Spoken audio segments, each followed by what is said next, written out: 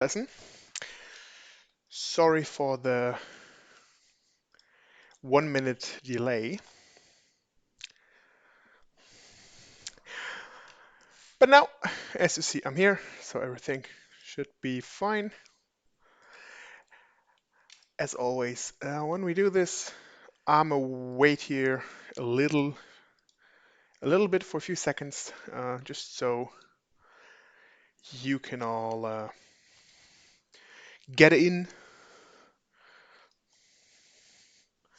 so nobody's missing out on anything. I mean, it's gonna be up on YouTube anyway, or on Twitch, but still.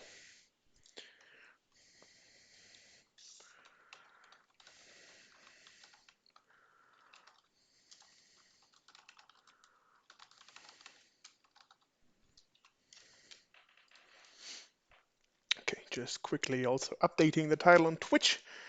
If you are watching us there, so you're not confused about the latest title.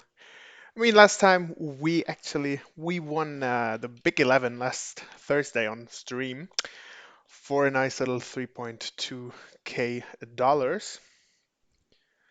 So if you haven't watched that, you can go for the review of that stream. We will also probably me and one of our other coaches, Leon, we might do a small review on my final table together. So make sure to check that out once this goes out. And anyway, I think yeah, we have quite some viewers. That's nice. Good to see. We have so many interested people. So yeah, let's start. Of course, before I start, one more thing. Make sure to hit the subscribe button on YouTube, or follow us on Twitch if you want to as well. Also, all the other social media. We bring you up-to-date news and yeah, a lot of nice information about the poker world and what's happening in there. And yeah, now let's just jump right in. How to start winning poker in short terms. It's hard, but it is possible. And yeah, just to get all the info and also know about our latest course, just watch the stream until the end because we're going to share some nice information about our top course. And this time we also have another small thing new, which is nice. So, common problems with yeah, playing poker, especially for beginners. Where to start really? So, which tournaments are better? How much money do you really need? You don't know where to play. Uh, how to work with software, because especially in online poker, this is about the most interesting and most important thing currently. Where can you find useful information about everything, about the progress, about new things, about poker in general if you start, because a lot of people here will just be starters. And all in all, how can you grow fast or faster than you would normally go for if you maybe go a way that, I don't know, friends of you have gone through. So first, ask yourself, why are you playing poker? As do you do it as entertainment? So you have a full-time job, and just sometimes, mostly during the weekend, you might go into a casino or you play online, deposit some money, play some tournaments, or do you do it for income? So do you do it as a job, full-time, a poker pro, basically? And yeah, as entertainment, I'll just list it up quickly. So you gotta admit it. Um, it's just for fun. You don't have to make money to make a living. You already have a stable job, so don't worry about it. Don't play for less money.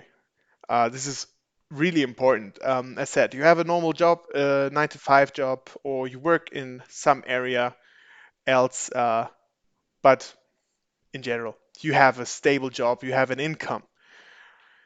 If you pay rent or if you pay some mortgage or something like that, and you have your groceries and just the normal expenses, and you have some money to play for hobbies, and poker in that case would be a hobby, you can use it for that. But if the decision is it dinner for the next week or playing a 100 euro tournament maybe, then the answer should be clear. So Please don't do that.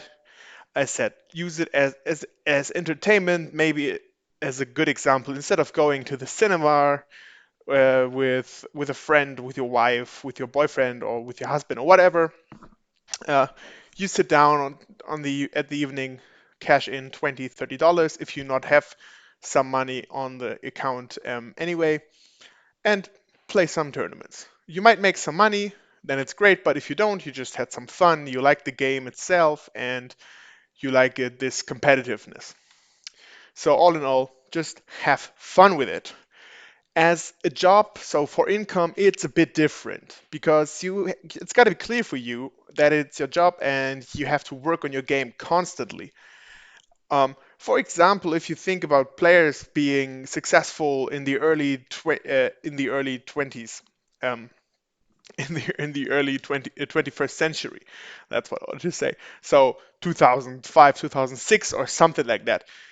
It's gonna be really, really hard for them if they don't change their way of playing. Sorry, for them to make money nowadays. So when I started playing, I think I'm not even.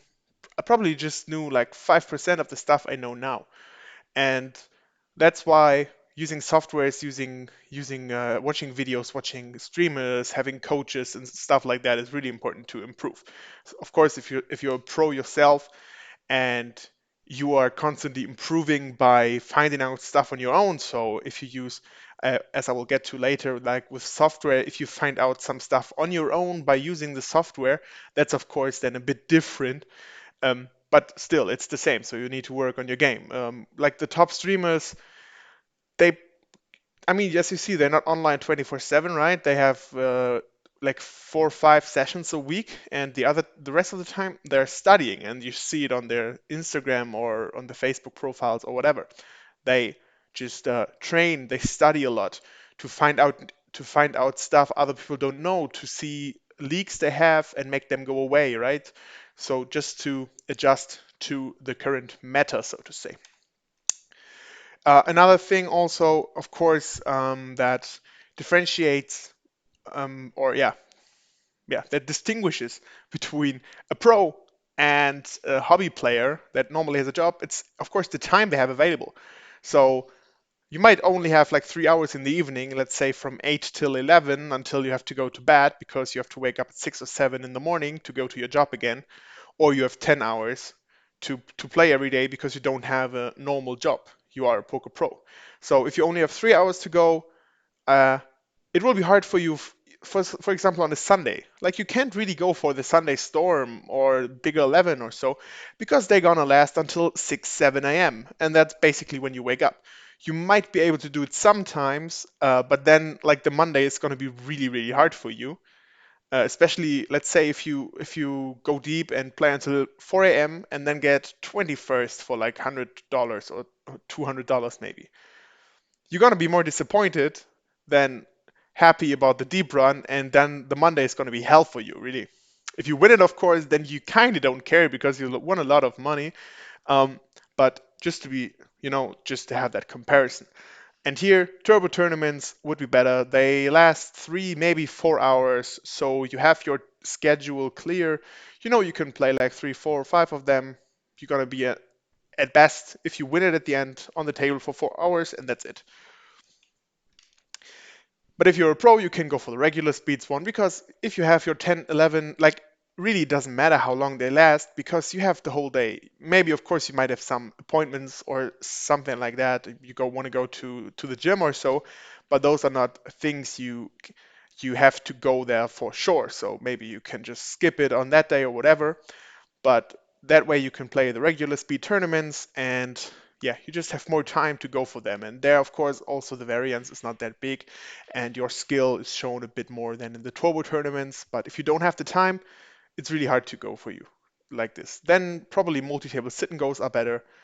Uh, the the levels are maybe not that fast, or at least the player field is not that big, so it will be easier to have a good result for you at the end. Different types of MTTs. And by the way, guys, if you whenever you have any question of some sort, just let me know, put them in, I'll be happy to answer you all this, even if it's not related to the current slide or so. I don't. That's not a necessity for you. Just if you have any question, let me know. Because I'm also, for example, offering some individual coachings, and if you have read about that, but you couldn't reach me so far, just put them in. So, different types of tournaments. Basically, the four basic ones are those four. We could also put like re-entry tournaments in, but in the end, they are normal freeze out, just with a little abbreviation now. So we have freeze outs, we have knockouts, satellites, and rebuy tournaments. Freeze out are tournaments you pay your entry fee one time, you get chips, and you play as long as you either win the tournament, so you have all the chips in game, or you lose all your chips. And then if you make it to the top 10, 15%, depending on the tournament structure, you get some money as a result for your prize, or you get nothing. Again, now there's re-entry tournaments that basically are freeze out, because the difference between a re-entry and rebuy is that you have to go away from your table and you get a new seat. In a rebuy tournament, you stay at the same place and just go in once again, but you keep your seat and the table. So knockout tournaments, I guess the most popular ones around now, currently, you pay the entry fee just as in the freeze out, but excuse me, but half of the buy-in you pay gets into a knockout prize pool, and half of the buy-in in the normal freeze out prize pool that always is there. And whenever you bust the opponent, so you win an all-in versus him and you have more chips, so he's out, you get this knockout on your head and on your bank account. So it's split. So like from the 50% of the buy-in that go into the knockout prize pool, 25% go onto your head and 25% are in play, so to say. So whenever you bust someone out, you get this 25%. And when he busts somebody, because it's mostly nowadays called progressive KO, if he busts somebody, he gets the same amount on his head too that he gets into his bank account. So the bounties go higher and higher, and therefore they are pretty juicy and pretty valuable towards the end of tournaments. And yeah, those are pretty nice tournaments. As I said, they're pretty popular currently, and yeah, you've seen a lot of plays in there. Next up is the satellite. What's a satellite? So a satellite is basically a qualifying tournament for either a bigger tournament or maybe for some live event where you can even win a complete package. So for online tournaments, let's say we have the Sunday Million or the million in the Party Poker Million, for example, now. And you play like a $5 tournament where you can satellite and they guarantee maybe one, two, three seats. And if you make it into the first two, three, uh, however the amount of given tickets is at the end, you just receive that ticket and you can play that tournament. That's pretty nice if you're normally not able to play those tournaments because they are out of your bankroll, because then you can play them, and if you make a cash in there, it's going to be pretty huge. So if you normally play like $4 or $5, and suddenly where the min cash would be like $10, and suddenly you min cash a 215 or $109 tournament, you make already 200 or 350 $400 with that, which is pretty nice, and you also just invested $5 or even less for that. So that's pretty nice. For live events, the thing is here, as I said, you can win packages. So what does that mean? That means that you not only get the buy-in to that live event, but also the poker site gives you a hotel room for that time of the tournament. It pays the flights for you, and it gives you some extra money that you can spend on things there. Mostly you just get some money for all the expenses and then you have to book it on your own, but you can get some recommendations. And for sure that the money you get from this package will cover all the costs for the flight and the hotel and so on, which is pretty nice in my opinion. Last but not least, we have the rebuy tournament. So for the rebuy tournament, as I already explained in the freeze out, the thing here is that you get, sorry, was one too fast. You get your normal chips for the buy-in you make, and you can play as long as you win the tournament, or as you bust out. But in this occasion, if you bust out before a certain time is over, you can just pay the amount for the buy-in again and get the same amount of chips. You sit at the same table again with the same players that are were at the table the whole time, and you continue playing. After that time is over, you also are able to put in an add-on. So you again pay the same amount of money that you would pay for the rebuy, but you get a bit more chips added to your chip stack. And after that, it's a normal freeze out. You can see all those tournaments in almost every online poker software, and they're also marked as those, so it's kind of easy for you to see that. Again, if you have any questions about these types, let me know. We have the bankroll management. You heard me saying that already one or two times during this trial lesson now. So what is it really? First of all, it helps us to protect ourselves from losing our bankroll because you have a fixed amount of money you play for. Let's say you have $1,000. What would you normally gonna play with it? If you don't think about it, you would say, yeah, I have $1,000. I'm gonna play everything up to $50, and then I have enough chances to make money. But that would be the bad thing to do. What we could recommend is if you play regular speed tournaments, you should have at least 150 to 200 buy-ins. Meaning, if you have $1,000, you should as a maximum play $5 tournaments in that way, but only if they're regular speed. If you go for turbo and hyper turbos, because there the variance is way higher, the levels are shorter, and therefore you're gonna have less chips at the same time. So you're gonna be all in more, and it's gonna be down to 80-20, 50-50 decisions all the time, and you can lose them. And like the decision is more often in that case where you lose them. And if you have bigger stacks, like in the regular speed tournaments, you're not going to be all in as often. So for that reason, we recommend to have at least 300 buy-ins for that.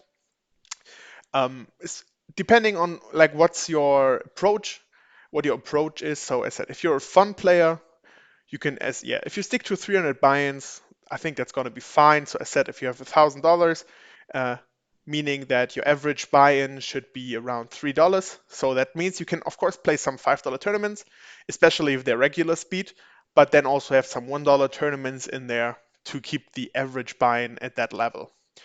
If you really just play once a month or so, then probably it doesn't make a lot of sense for you, and you can just like play whatever you want. But please, again, have in mind, uh, don't play for less money. So again, if you in this case have $1,000 here, but you just play once a month or maybe two times a month, you can play like some $10 tournaments because you're not having that many tournaments in general to play. Uh, for example, currently I roughly go for, I think I have like five, four, five, six, yeah, I think like 500 Mayans as my average for my average buy-in according to my bankroll, just to be sure. But yeah, switching back and forth, also taking some shots when I feel like it. For example, in PLO, I feel pretty comfortable in PLO, so I maybe go a bit higher on that sometimes, but always having my bankroll in mind because I know that's like the money I have to work with. So when I go crazy and I have a bad run, or it just goes as it normally goes because you have like an ITM percentage of 20%, maybe 25% or 30% if you're playing well. But still, if you then only min cash, you're still losing money because you're just gonna get into the money every third tournament, and if then especially the big ones uh, don't bring any money, then it's gonna be hard for you to make money. So that's why you need to be careful about this. Uh, and yeah, then it's gonna be fine. Now a little story about myself. So I'm German. I was born close to Bremen, and 1.5 years ago, I moved to Prague, worked a little bit, but I was always playing poker. So I started playing poker when I was 12, actually. Just with friends, of course, and not really for money, just sometimes for a few cents or whatever. But when I was 18, I started playing online. And yeah, I'm 26 now, so I've been playing online for 8 years. And then I saw, because I was trying to get more and more professional in this, using software. It was really hard for me at the beginning because I didn't have really people to talk to about this. Um, People like, yeah, people around me don't really play poker. They don't they don't think it's, or they think it's too much gambling and so on. So it's kind of hard. But then I saw yeah, the Academy of Poker, and I thought I'm going to give it a try, getting more and more professional, trying my best here. And the reason I went here also is because here the coaching I do individually and in groups and stuff is for online. And the thing is, if you go into a casino, uh, you play one tournament, you play cash game. Basically, I don't play cash game. I don't like it that much, and yeah, I'm not a professional in cash game, so I'm focusing on MTTs. You go into casino, you play one tournament, you bust out, yeah, you're sad. And there's nothing else for you to do at the moment at the time. You, because you want to be professional or you want to be a poker player, you're not going to go and gamble the rest of your money away on roulette or blackjack. Even if you might get lucky and you win some money, in the long run the casino always wins in those spots. So instead of going live, I don't really do that often because I'm going to play online. And as I said, I'm a poker coach for online poker, for MTTs. And as you see, that's not really how it looks at home, but I do have a lot of tables open. I like to play like 16, sometimes 20 tables at most of the stages of the day when I play my sessions. And I just like, have my programs open, see the stats from my opponents because they're going to help me to make it easier to find decisions versus my opponents. If I see somebody never raises anything and he suddenly raises, I know he's gonna have a good hand, so I'm gonna be careful. If somebody's really aggressive, and normally I don't watch that one table, I just have a look at the stats and I see, okay, he's pretty aggressive, so probably my second pair will be good. And yeah, just stuff like that. So I like online poker a bit more. Yeah, you have just more variation in there. Still, I sometimes go into live casino or like I'm gonna play live poker sometimes, but in general, online is my thing. And how does online poker really work? So the best case is people. There are different players putting in money, paying tournaments, paying buy-ins for tournaments. I do the same.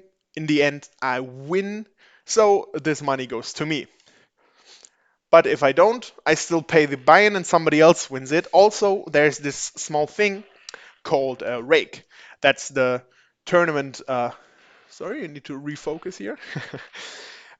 That's the tournament fee for the casino. So if you see a tournament is $11 in buy-in, that's going to be $10 for the prize pool and $1 in rake.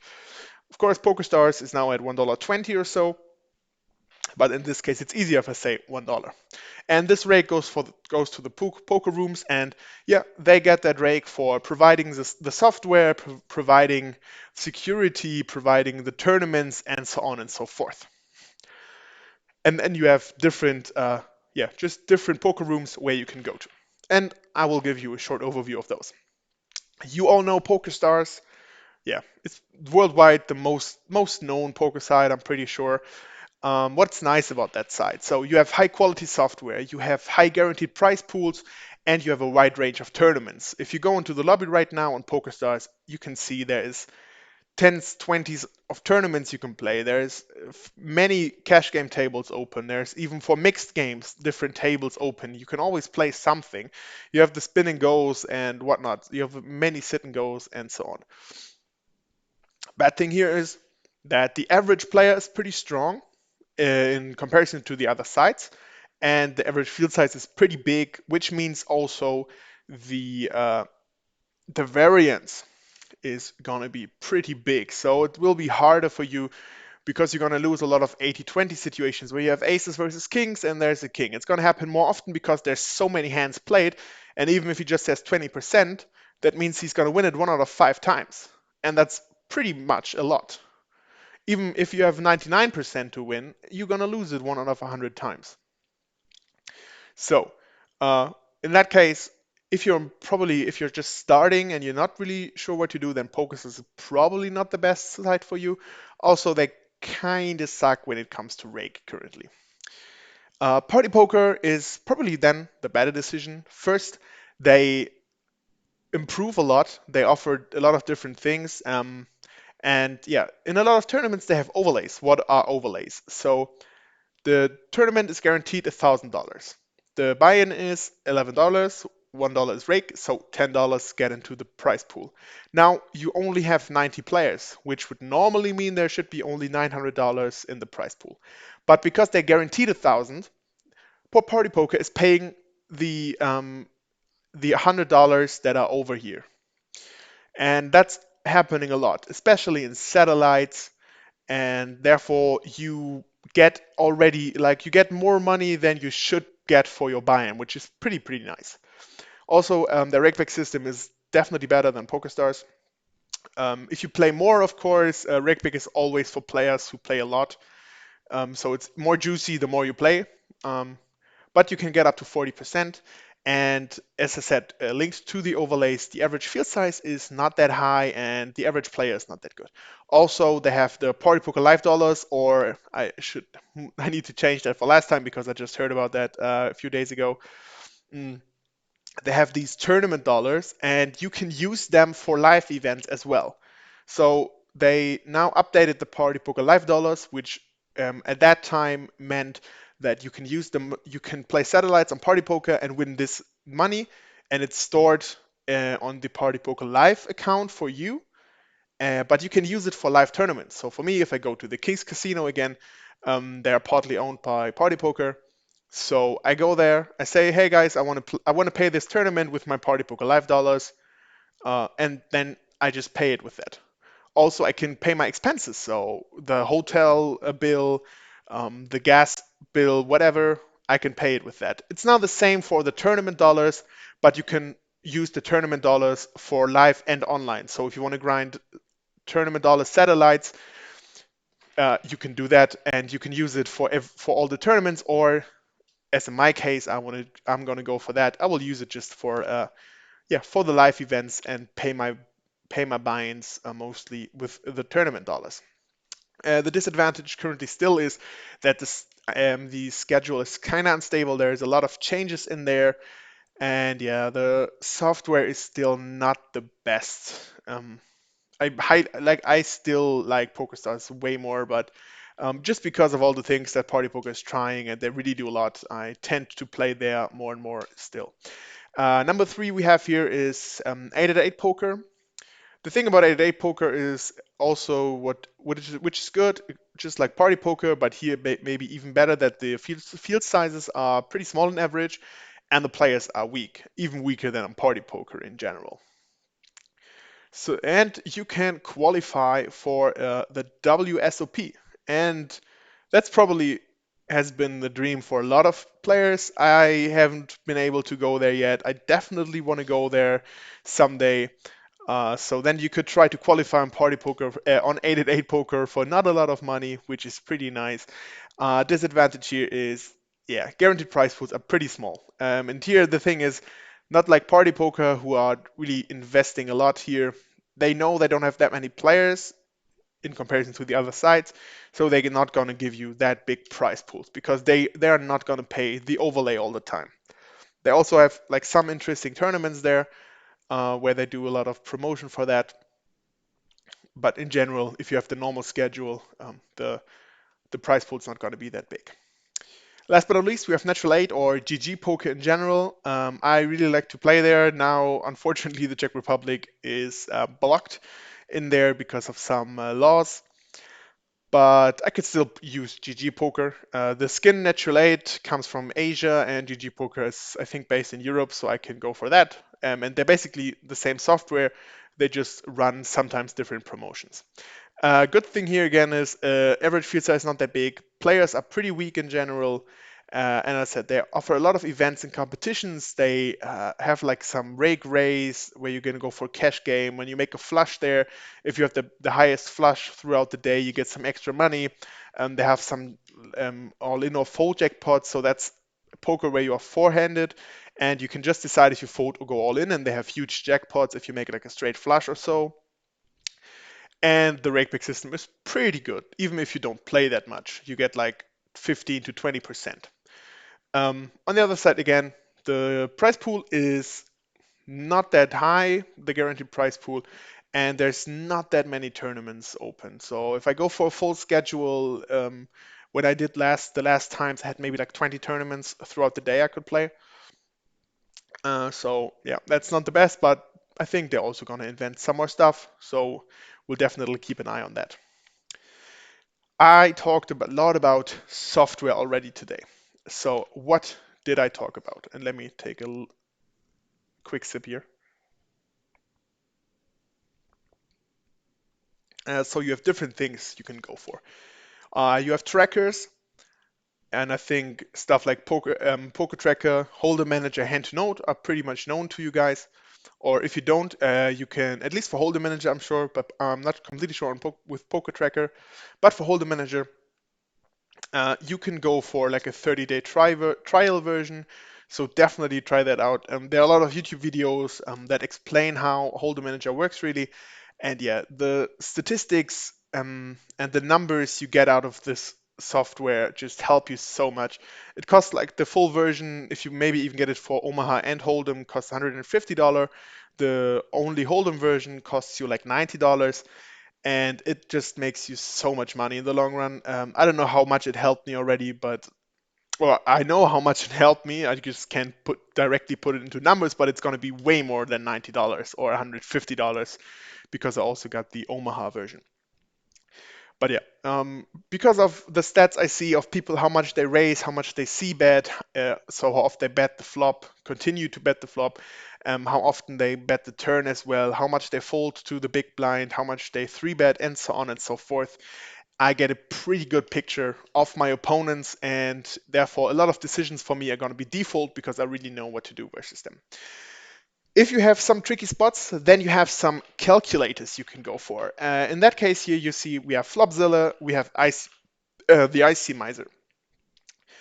They're gonna show you if you have first they're gonna show you like some ranges because they're gonna go for the for the Nash equilibrium, which is a math is a yeah it's a solution from a math from somebody who studied math and who like kind of solved the things like how many hands they're gonna play from every position and how much they're gonna push, meaning how much they're gonna go all in from different positions and with different stacks. And in that case, you can see if you should call or fold, or push or fold with different hands in different situations. For Flopzilla, you can also you can create ranges on your own, or you can use ranges. For example, you get ranges from us when you go for our poker course. And in that, you can then also put some flops, turns, and rivers in and see how the ranges should continue and how much equity these hands have, which is really awesome because it can help you in a lot of situations where you think, okay, I should have done this or I should have done this. You can just go and look it up on Flopzilla. Even easier because then or the program is going to do it for you are the GTO solvers. GTO means game theoretical optimum. And here you have simple post-flop, simple pre-flop. There's also the Pyro solver, for example, but we're using these. And yeah, they solve how to handle the situations. So as for simple post-flop, you put in the ranges from the position, like the one that raised and the one that called or three betted, and then you put in the flop, and it just calculates what the best solution would be. So if, for example, it's a button versus big blind, you have the ranges in there. The flop comes, and then it says if the big blind should check or if he bets, mostly checking because donk betting is not that good. But there might be some situations, and you can find it out by using this. And then also, if he checks, then you can put a no. How much should the button bet here in these situations? And then you can see it says in 70% of the time you should bet two-thirds of the pot, and 20% of the time one-third, and you should check 10% of the time. Just keeping it simple right now. But there are many different ways to go with it, and yeah, that is really really interesting and really nice. I like to work with it a lot, and I think it would be really interesting stuff for you as well. During our courses, if you go for individual coachings, I will teach you about these programs as well to make it the easiest for you to learn how to use them. Different ways how to learn poker. We have books, we have VODs, we have forums, and we have the coachings. Books are the oldest ones for sure. You've seen that. You've probably heard about the super system. You've seen books from Doyle Brunson, from Daniel Negreanu. There are books from Phil Hellmuth, from Gus Hansen, a lot of older pros, or all in all, just poker pros. I read a few of them as well. But in my age, I could use the internet pretty early on, so I was more going for VODs or for forums there. That's why like books are a bit outdated. And the thing is, if a new book comes out because it has been written over the last years mostly, it's going to be outdated sometimes already. So the approaches to go from that situations, how they handled different hands, might not even be actual anymore. So therefore, it's a bit hard to go for them. Of course, there, as I said, like Super System or Dan Harrington's books are, I think, still pretty good, even though they are so old already. But then again, that's more like than some basics, and it's going to be hard to crush the tables by just using the books. VODs is then another good thing here. Mostly they are for free if you're not subscribed to any poker training site or so. But of course, the more in-depth analysis of stuff will mostly be behind some paywalls. Same here. So we have some nice videos, but we have like better videos, of course, where there's some more in-depth, where we really like show even more of the stuff that you can get with a subscription here. Um, but yeah, you can still learn a lot. There's if you, for example, just go for some of the vlogs that Nigriano did during the WSOP, or a lot of videos from Twitch streamers where they analyze their final tables of friends, and yeah, there's just a lot you can do here, which is pretty nice. Then you have the forums. Mostly it was like Poker Strategy or 2+2.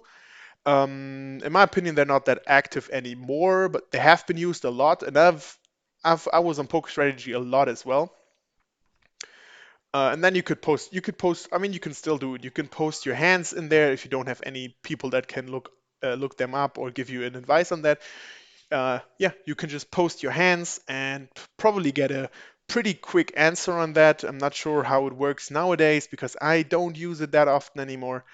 But yeah, you can still learn some stuff there. You can maybe follow some old discussions about hands and see what your perspective, how it works in there. If it's the perspective of another player there, or if nobody has that perspective, and if you maybe should think about changing your style of play for that specific hand. Last but not least, we have the coachings. Um, i- in comparison to the other three, it's probably the most expensive one because, of course, if you're a poker pro and you know how it works, you can get quite some money for coaching other people.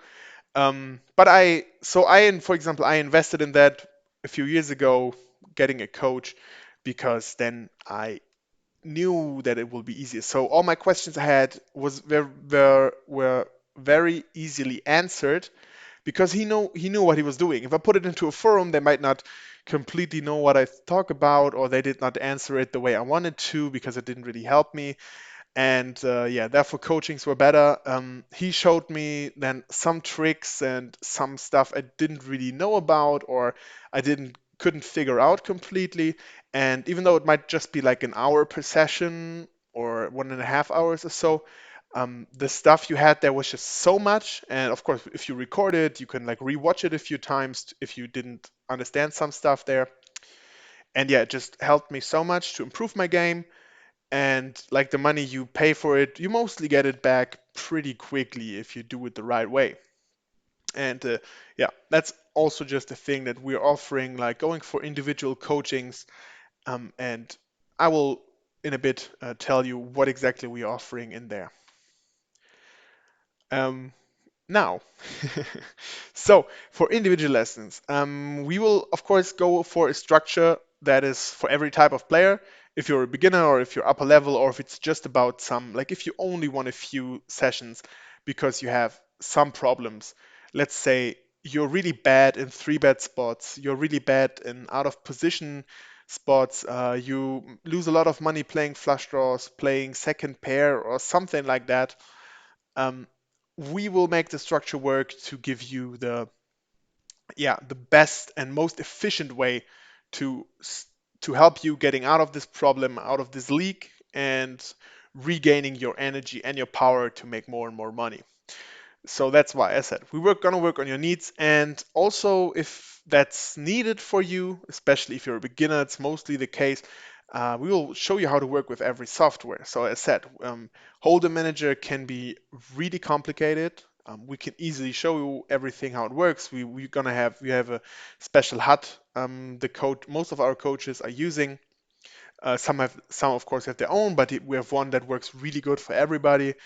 So we're going to give you that HUD, explain of course every number that is in there. So to get that in your head, make sure you know all the numbers by heart to help you for every decision. We will show you how, like Flopzilla, how it works, how to create ranges, how to create different scenarios in there. Same goes for simple post flop or simple pre-flop, and yeah, also Icemizer, Equilab, whatever you need. Now, before we come almost to the end, just yeah, I can show you my graph. I can update it even a bit because now it's been even going pretty nicely the last weeks. You've seen me winning the Big 11 last Thursday if you joined in for 3.2k. I won another smaller one on Party Poker. I won the Hot 1650 2.5 weeks ago, so I really can't complain currently, and it's definitely just because I've been coaching people, I've been rethinking a lot of stuff on my own, and I've been training. So as you see, I started, as I said, when I was 18, I started playing online. So let me get that mouse, and you see, the good thing is I never really lost money. As you see, the zero is here, and I started winning money, which is of course not gonna happen a lot of times. And yeah, I was in that case pretty lucky. I did know at that time what to do mostly, but I sure had a lot of problems. So I won a big tournament, but then you see, from like 500 tournaments up to 7.5K tournaments, I didn't win anything. So for around 7,000 tournaments, I was plus minus zero. You see, I've lost a lot. Maybe I've played too high buy-ins. Then I yeah, regain most of my losses, won a bigger one again, and then started losing it again. So just, yeah, it shouldn't really look like this. Um, and yeah, I then started using my programs. So that's been a few years ago, going for Icemizer, Flopzilla, going more into detail in Holder Manager and so on. And as you see, since then, it's been going way better. So from being at roughly 6k in profit, I'm up to 20k. Currently, I'm like at 25, 24, 25k even, and this is like just in that year. I think this is from mid of this year, roughly maybe February, March, and like in the last half year, I yeah again made like another 4 5k, which is pretty nice. Mm. But as you see, by using my software and just really putting in the hours in the lab, so by working with the program, studying poker instead of just playing it, yeah, it really helped me to have nice results again. You see, this one was also a big one, even though this is still my biggest one, to be honest. But I had a lot of close results here that, yeah, as you see, made the graph go like this, and that's how it should look for you guys as well. And yeah, you see, now being at 15k. So all in all, because now we come to the end, and as I already told you, and as you can see below here, we have our Poker Academy group course, and I think that's the best solution for you to go for. What are we offering in there? So we have 4 group lessons, and this is like a bit part of it already because then you see what we talk about. As you see, we talked about different kinds of MTTs, and the first group lesson is going to be about the strategy for those MTTs. So just some basic and some intermediate, and for ongoing information on how to play all those MTTs. And yeah, make it easy for you to find decisions and maybe also find your favorite kind of tournament in there. Second lesson is going to be poker math. So it's going to be about the basics. We will talk about outs, odds, fold equity, and so on and so forth about that. So you know the formulas to use. Next up, the poker software. As said, I will go into more detail then when we do the individual lessons, but in the group lessons, I will also already talk about Holder Manager and at least like explain the HUD, for example, and show you what the numbers mean and how they should look. Your VPI piece, that means voluntarily put into pot. So how many hands you play, it should not be at 80. You should not play 80% of your hands. That should be clear to you, I'm pretty sure. But I will then like tell you how it in which area it should be, and also from which positions you should play how much, because that's of course also interesting. Um, Last but not least, we will do a hand review. First here in group. So whenever there's, I don't know, 5, 10, 15 people in there, you will send me some hands to review. We will watch it together and everybody's going to put their opinion in there, what to do, flop, turn, and river, or if it was an all in, if you should call, if you should not call. If you are done with that, you also get 2 individual lessons with me or with one of our coaches.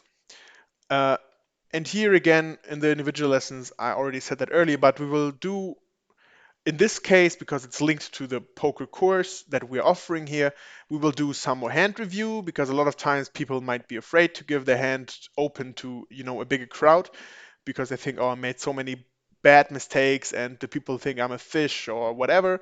But in the individual lessons, they mostly open up and then it's easier. And also, we're not judging anyone because everybody was there at some point, I'm pretty sure. So we will do a hand review. We can do some leak finding, meaning if you're using the holder manager already, or if you're at least using the test version of it, because then it will work for 30 days. You can play a little bit and we look over your hands and then I can see, okay, you're just raising too much. You're not folding enough to steals, or you're not re-stealing enough, meaning that you 3-bet from the blinds versus an late position open raise or other things. And then I can already see, okay, you're losing a lot of money there, or you're not making enough in those situations because you're not playing it aggressively enough. So if you're too passive, too aggressive, too tight, or too loose. And that's going to help you a lot. So far, the students I had, I think it helped them quite a lot that I mostly like, I just write down the stuff that I find out. So they already see what to work on. And we also can do a live session then, meaning they play, I look them over the shoulder via Skype or so, let them just play, explain why they are playing the way they are playing and what they're doing in the current hands. And afterwards, we will have a small discussion about that. And after that, if you have that, and you see, okay, I have to work on those leaks. I want to be more and more professional, but I can't do it on my own. Then, of course, we are still there to offer more coachings, individual ones, and just based on how many hours you want, we can then put on a plan how to proceed. And last but not least, almost forgot about it, the software questions. So as I said, we have in the group lessons, we're going to have something already, but if you maybe have a specific program you're using that we do not cover in the group lesson, we can talk about that. I can explain you the stuff and so on. And normally, as you see, it would cost around 300 euros. You see, we have the online lessons, we have the pre-flop charts, and the 2 personal trainings, so the individual lessons. You see, that's just everything I already talked about, and normally it would cost 300 euros, but because we have an agreement with a few rooms, they will pay for your education. So it means you can get it for free and let the poker room pay for it. Just for that, hit the link in the description below because then you can get in contact with one of our managers and they will explain you everything. Basically, uh, it's just that you deposit some money on the poker room as you would do normally anyway, and you play on that, creating the rake I was talking about earlier. And after creating a certain amount of rake, the room has the agreement that if you reach a certain amount, then they will just pay for this course to us, which is pretty nice for both side of us. um, yeah, we of course we want to sell our product, but we also want you to to improve your game. And in that case, you don't have any extra costs for that, and you can still improve, and you can then see what we can offer you, and maybe even make already some money by using our teachings. And I think that's a pretty nice thing. So again, just hit the link in the description below. And one more thing also that I think I can talk about this already. We have another course which is called the Free Roll Master now, and this one is just finished and it's gonna be up. I think maybe even today or in the upcoming days at least. And in that one, you can learn how to master free rolls. So that means, oh, I'm sorry. That means you're gonna have some educational videos from me talking about free rolls, so the stages of free roll, the types of players in free rolls, and the some more basic math and stuff. And then you will be able to beat those, because for free rolls you don't have to pay anything, and therefore you can just play them, and therefore also this course is for free. So if you want to start doing that, also hit the link in the description below, and request a registration for that one. That's it from me today. I hope you enjoyed this trial lesson again. Hope I'm really looking forward to see you guys in the group session as well. So it's going to be starting from tomorrow on 8 p.m. Just make sure to hit the link in the description below to be able to get into our premium section then by registering on our website. And then just be able to yeah learn poker and get it taught by us. So again, that's it then for me today. Really happy you all came in here. And we'll see us on the next video. Don't forget, next Thursday we'll have another gaming stream. Let's see how long we can do it this time, and if we have another 4-digit Bing in there. So have a good evening, guys. See you next time. Bye.